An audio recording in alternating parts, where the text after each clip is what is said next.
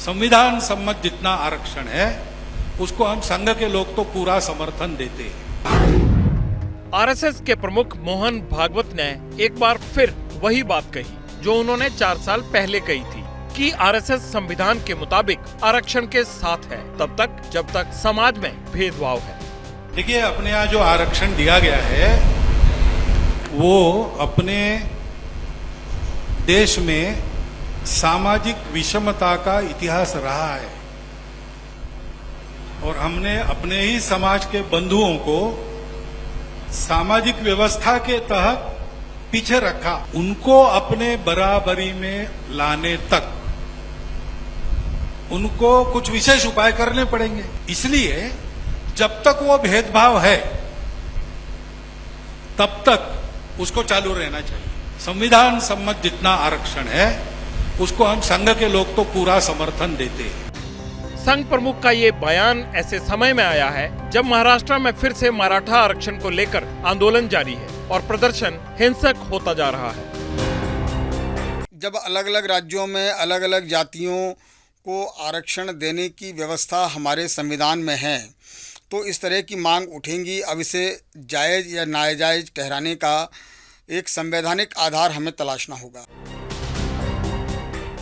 पिछले कई दिनों से महाराष्ट्र का बीड जिला मराठा आरक्षण आंदोलन का एपिसेंटर बना हुआ है। बीड में एक बार फिर हिंसा की घटना सामने आई। प्रदर्शनकारियों ने देर रात एक बस फूंक डाली।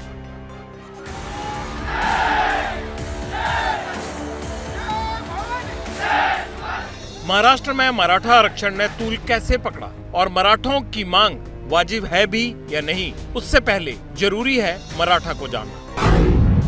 महाराष्ट्र में मराठा जातियों का एक समूह है। इसमें किसान, जमींदार समेत कई और वर्ग हैं। मराठा समुदाय की आबादी 30% से ज्यादा है। महाराष्ट्र की राजनीति में मराठों का दबदबा है। राज्य के ज्यादातर मुख्यमंत्री मराठा समुदाय से रहे हैं, लेकिन मराठा समुदाय लंबे समय से आरक्षण की मांग कर रहा है। 1997 में पहली बार मराठों ने बड़ा आंदोलन किया। मांग थी सरकारी नौकरियों और शिक्षण संस्थानों में आरक्षण। अगर केंद्र सरकार ऐसा कोई अध्यादेश लाती है या ऐसा कोई विधेयक लाती है जिसमें आरक्षण की कुल सीमा 50% से बढ़ाकर 65% तक करने की, 60% तक करने की अगर वो व्यवस्था करती है तो सुप्रीम कोर्ट भी इस मामले में मराठों के आरक्षण के लिए जो है निर्देश दे सकता है और मराठों को आरक्षण मिल सकता है।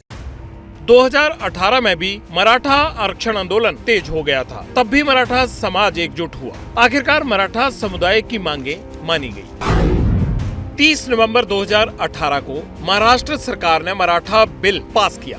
इसमें नौकरियों और शैक्षणिक संस्थाओं में मराठों के लिए 16% आरक्षण का प्रावधान किया। लेकिन मराठा आरक्षण का मामला हाई कोर्ट पहुंचा। महाराष्ट्र के मेडिकल स्टूडेंट ने बिल आरक्षण का विरोध किया।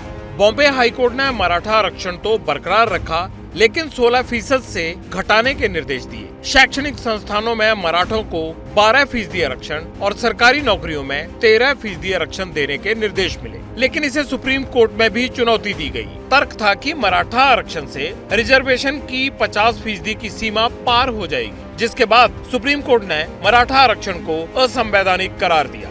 मराठा समाजाला आरक्षण देण्याचं सरकार पूर्णपणे कटिबद्ध आहे। देवेंद्र फडणवीस जी मुख्यमंत्री होते त्यावेळेस दिलं होतं, त्यांच्यासोबत मी होतो। हे आरक्षण हायकोर्टाने देखील कन्फर्म केलं होतं। दुर्दैवाने महाविकास आघाडीच्या काळात सुप्रीम कोर्टामध्ये ते रद्द झालं। त्यांच्या नाकर्तेपणामुळे। लेकिन एक बार फिर महाराष्ट्र में मराठा समाज लामबंद हो गया है अपनी उसी मांग को लेकर। इस बार इस आरक्षण को एक चेहरा भी मिल गया है। नाम है मनोज जरांगे पाटिल।